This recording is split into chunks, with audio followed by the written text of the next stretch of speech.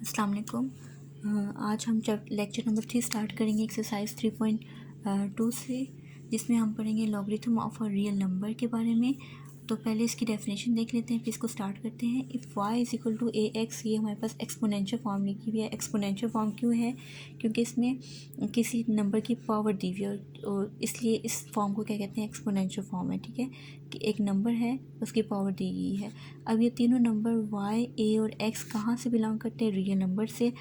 Then x is called, इस x को क्या कहेंगे? लॉगरिथम ऑफ y का लॉग टू बेस a। इसको कैसे पढ़ेंगे? Log of y, x is called log of y to base a क्या है यहाँ पे? बेस लॉग की। ठीक है, अब जैसे मैंने आपको ऊपर बताया कि ये जो है ये हमारे पास एक्सपोनेंशियल फॉर्म होती है।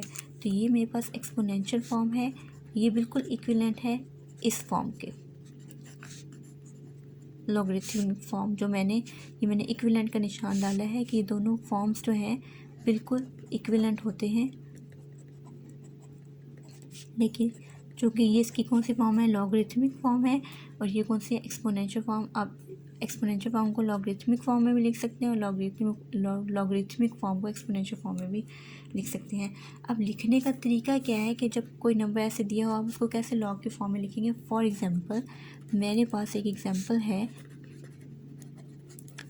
जैसे हमारे पास है 2 की पावर 4 इज़ इक्वल टू 16 या 16 इज़ इक्वल टू 2 की पावर 4।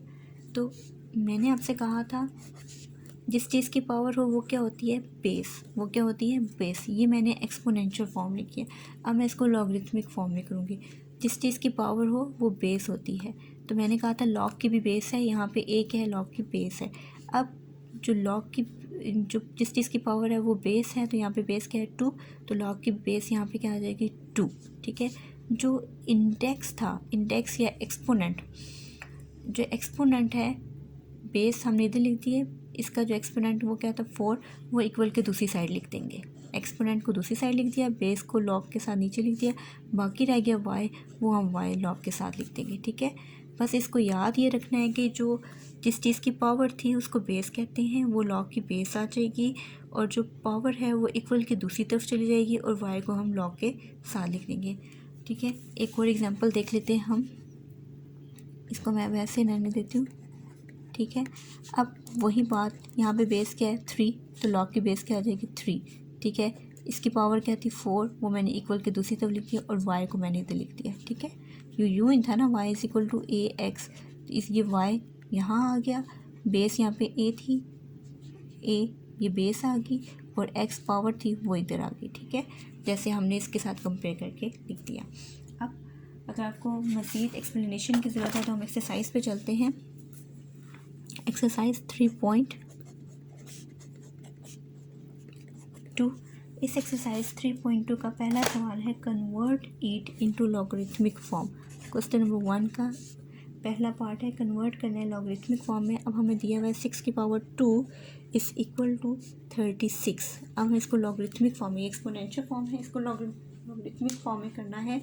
तो मैंने क्या कहा था? लॉग लिखेंगे आप। ठीक है, यहाँ पे बेस क्या है? 6 इधर इसकी बेस आ जाएगी और पावर क्या है?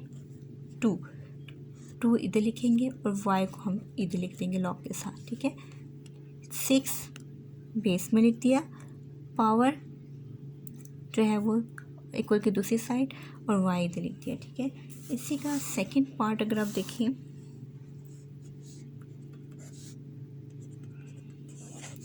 10 की पावर 8 इज़ इक्वल टू 10 2 3। ठीक है, ये हमारे पास आगे 10 की पावर 8। अब यहाँ पे बेस क्या है?